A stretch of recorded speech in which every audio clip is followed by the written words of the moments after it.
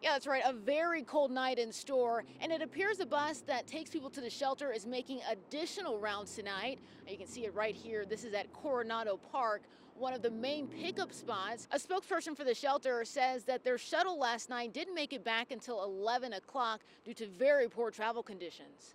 As the temperature drops, reality sets in for those sleeping outdoors. Once your hands get cold, they start to hurt. So some, like Ronnie Crespin, seek shelter. Thankful there was a nice warm place to go. And I was very thankful for that. He said it's his first time at the Westside Emergency Housing Center since he got kicked out of his home in August. And I love that they get you back over there and back to the park. He's talking about Coronado Park. The shelter is about 15 miles away. The executive director of the shelter, David Cisneros, says Wednesday night they saw about 425 people come in. That's the highest number this season and close to the capacity of 450.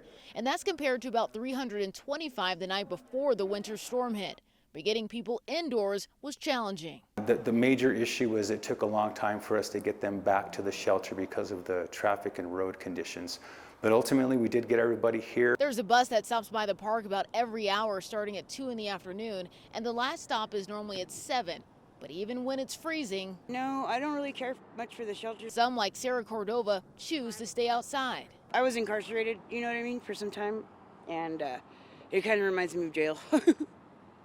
Even though it's not, it's definitely not the same thing. Cisneros just hopes those outside change their mind. We want to make sure that we don't have anybody out on the streets in cold weather freezing to death. Now, if the shelter reaches capacity, the executive director says that they're going to try to make room, and if they can't, then they're going to make sure that they can find another shelter that those experiencing homelessness can go to.